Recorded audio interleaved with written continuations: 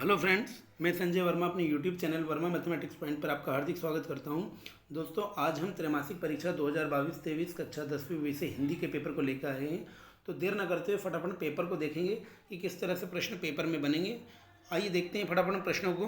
तो हमारा पहला प्रश्न है, देखना प्रश्न होगा हमारा 75 नंबर का होगा पेपर और समय रहेगा 3 घंटे का। ठीक है ना, ये सब जानते ही हैं अपन। अब आगे है हमारा पहला प्रश्न, सही विकल्प चुनिए। तो हिंदी के पद्य साहित्य का दूसरा काल क्या है? तो दूसरा काल क्या रहेगा? दूसरा काल रहेगा बा वाला भक्ति काल। ठीक है ना, हिंदी के पद्य साहित्य का दूसरा काल क्या है? वह भक्ति काल। अगला प्रश्न है, गोपियों ने श्री कृष्ण की तुलना की है, तो वो की है हारिल की लकड़ी से। किससे की है? हारिल की लकड़ी से, पहले वाला। ठीक है ना। अगला प्रश्न है, कैप्टन नाम था, किसका नाम था कैप्टन? पान वाले का था, सैनिक का था, हालदार साहब का था या चश्मे वाले का? तो चश्मे वाले का था, दा वाला आंसर हो गया। ठीक है ना। कस्बे के चौराहे पर प्रतिमा लगी थी, किसकी लगी थी? महात्मा गांधी की, भीमराव अंबेडकर की, सरदार पटेल की, सुभाष चंद्र बोस की? सुभाष चंद्र बोस की, दा वाला आंसर हो गया। अगला प्रश्न है, थाना साना साना हाथ जोड़ी रचना है, किसकी रचना है? कमलेश्वर की है, शिव प्रसाद मिश्र की है, मधु कांकरिया की है, शिव पूजन सहाय की है? तो मधु कांकरिया की है। ठीक है ना। अगला प्रश्न आता है हमारा, रसात्मक वाक्यम काव्यम परिभाषा किस आचार्य की है? आचार्य जगन्नाथ की है, आचार्य मट्ट की है, आचार्य विश्वनाथ की है, आचार्य रामचंद्र शुक्ल की है? तो रसात्मक वाक्यम काव्यम आचार्य विश्वनाथ की है। किसकी है? आचार्य विश्वनाथ की, सा वाला आंसर आ गया। ठीक है ना। आगे देखते हैं, रिक्त स्थान में सही शब्द चुनकर लिखिए। काव्य में रस का अर्थ है, रस का अर्थ है आनंद। क्या अर्थ है रस का? आनंद।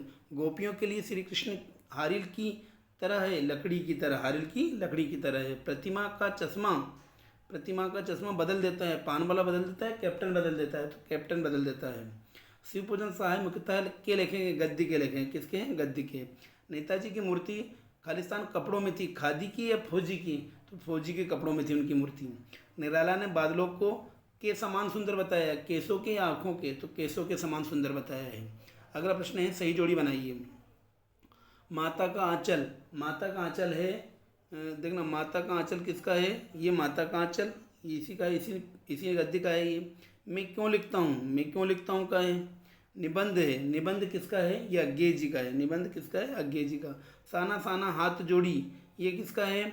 ये अपना शिवपूजन सहाय जी का है, शिवपूजन सहाय जी का। और उपन्यास का अंश, ये यात्रा वृत्तांत है। क्या है ये? यात्रा वृत्तांत। अगला है चौथा प्रश्न, एक वाक्य में उत्तर लिखिए। नेताजी की मूर्ति किससे बनी थी? नेताजी की मूर्ति किससे बनी थी? ठीक है ना। तो नेताजी की मूर्ति किसने बनी थी, किसने बनी थी? ये प्रश्न है, किसने बनवाई थी? तो ये बनवाई थी, ये थोड़ा सा यहाँ मिस प्रिंट हुआ है। नेताजी की मूर्ति किसने बनी थी, किसके द्वारा बनाई गई थी?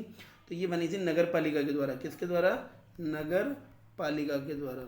नगर पालिका के द्वारा नेताजी की मूर्ति बनाई गई थी। राम लक्ष्मण परशुराम संवाद रामचरितमानस के किस कांड से लिया गया है? तो ये लिया गया है बाल कांड से। ठीक है ना, बाल कांड से। ठीक है ना। अगला प्रश्न है, बादल किस दिशा से आते हैं? तो बादल अज्ञात दिशा से आते हैं। कौन सी दिशा से? अज्ञात, जिसका कोई पता ही नहीं, अज्ञात दिशा से। ठीक है ना। अगला प्रश्न है, मात्राओं की संख्या पर आधारित छंद क्या कहलाते हैं? वो कहलाते हैं मात्रिक छंद। क्या कहलाते हैं? मात्रिक छंद। और वर्णों के आधार पर छंद रहते हैं वो वर्णिक छंद। ठीक है ना। गोपियों के अनुसार राजा का धर्म क्या है? राजा का धर्म है प्रजा का हित, प्रजा का हित करना राजा का धर्म है। ठीक है ना। अगला प्रश्न है, नेशनल कॉलेज में यशपाल जी का परिचय किससे हुआ था? तो यशपाल जी का परिचय हुआ था भगत सिंह और सुखदेव जी से। भगत सिंह और सुखदेव से, और सुखदेव सिंह, सुखदेव। ठीक है ना, सुखदेव सिंह। सत्य असत्य बताइए। लखनऊ को नवाबों का शहर कहा जाता है, बिल्कुल सत्य बात है। ठीक है ना। उद्धव का संदेश गोपियों को गुड़ की तरह मीठा लगा, बिल्कुल सत्य, ये भी सत्य हो गया। जहाँ अलौकिक आश्चर्य का भाव उत्पन्न हो विभत्स रस होता है, बिल्कुल सत्य है। कैप्टन चश्मे वाला आज़ाद हिंद फौज का सिपाही था, ये असत्य है। चौथा क्या हो गया? असत्य हो गया। दृश्य काव्य में अभिनव तत्व प्रधान होता है, बिल्कुल सत्य। और विनय पत्रिका तुलसीदास जी की रचना है, बिल्कुल सत्य। इस तरह से हमने ऑब्जेक्टिव देखा। अब आइए हम प्रश्नों की बात करते हैं।